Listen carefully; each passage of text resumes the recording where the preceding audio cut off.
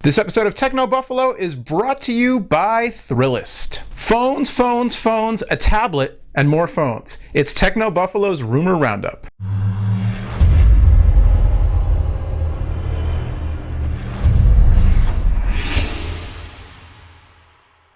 What is going on, everybody? I'm Noah Kravitz, editor-at-large for TechnoBuffalo, otherwise known as the guy who talks so much. Poor John Quadge is up all night editing me down to size. It's TechnoBuffalo's Rumor Roundup for the week ending today, Friday, August 26th, 2011.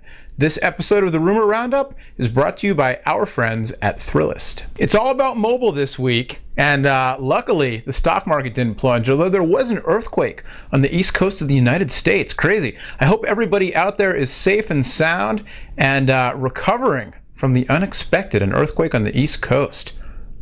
Plenty of rumors to catch up on, though, so let's get right to it. First and foremost, September 1st, HTC is having an event in London. Our own Killian Bell will be there. It's a party. It's a fan reader meetup kind of thing. So if you're in London and you like HTC phones, I believe there's a sign-up page on Facebook. But Killian will be there covering what?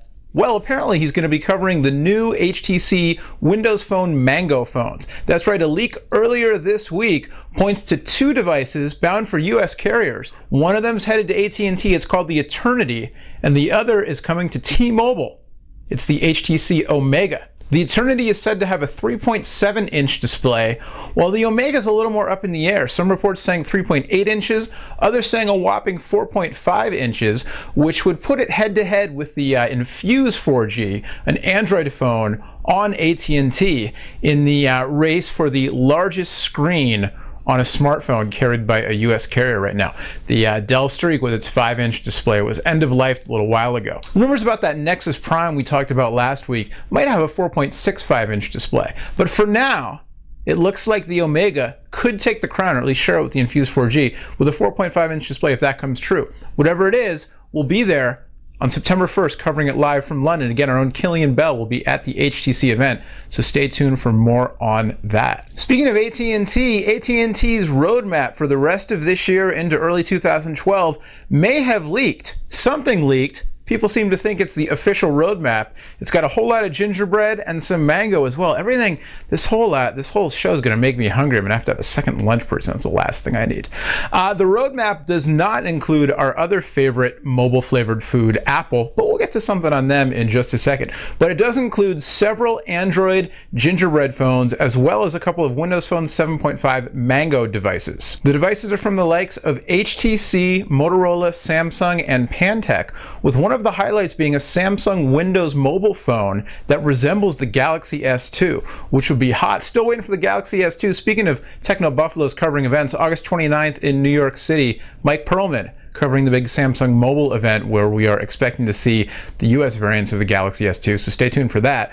But a Galaxy S2 lookalike, especially if it's got similarly awesome internals, running Windows Phone 7.5 would be a pretty cool thing if you're looking for an alternative to the whole Android versus iPhone horse race that the mobile world is fast becoming. Anyway, you can check out the whole roadmap over on technobuffalo.com. But again, a whole lot of Android, a little bit of Mango, and a couple of Blackberries to keep you AT&T subscribers busy through the rest of this year and into early 2012. Speaking of AT&T, some photos emerged earlier this week of what's believed to be the HTC Puccini, aka the Jetstream. Puccini will be HTC's first 10-inch tablet computer and also their first tablet to run on Android 3 Honeycomb. If you recall, HTC released a tablet earlier this year, the 7-inch Flyer, which runs on a version of Android 2 that's heavily customized with HTC's Sense user experience. The Puccini is said to be headed to AT&T later this year and will support AT&T's new 4G LTE network. It'll also support a dual-core 1.5 gigahertz processor, 16 gigs of internal storage, and all kinds of Android goodness to keep your high-speed, on-the-go, touch-only, keyboardless needs in check. You know how you have that one friend who always hooks you up with the cool new bands before anyone else has even heard of them? Well, Thrillist is like that, but for cool new stuff to do and places to go. Want to know about a Star Wars burlesque show? A beer garden that screens 80s flicks?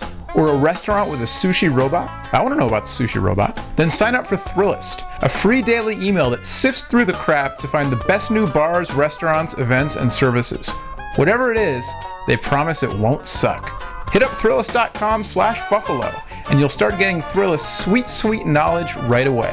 I think everybody should have that slogan. Whatever it is, they promise it won't suck. Speaking of AT&T, things are just kind of segueing so nicely this show. Last but certainly not least, a little more iPhone juice for you.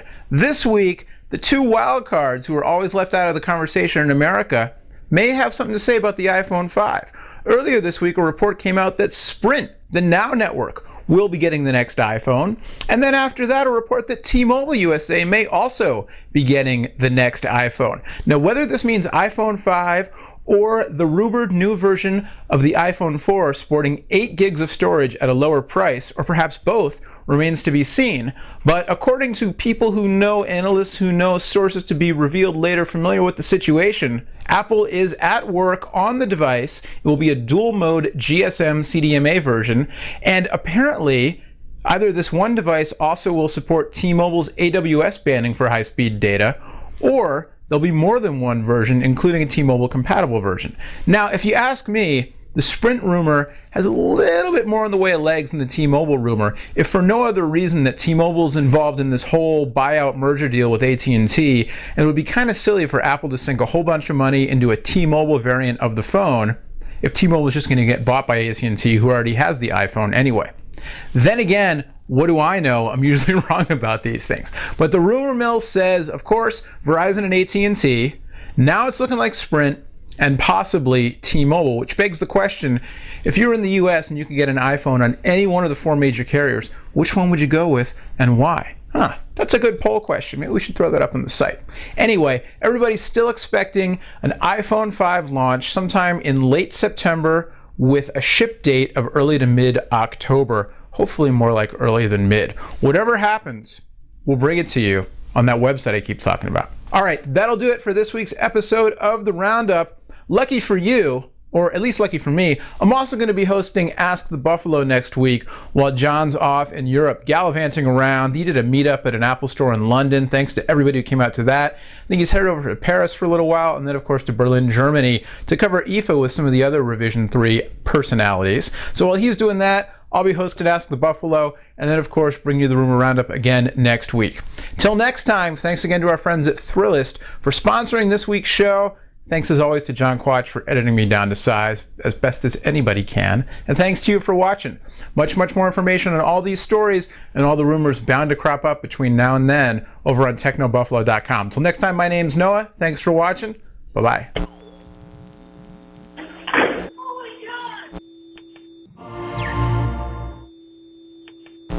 10.1-inch screen,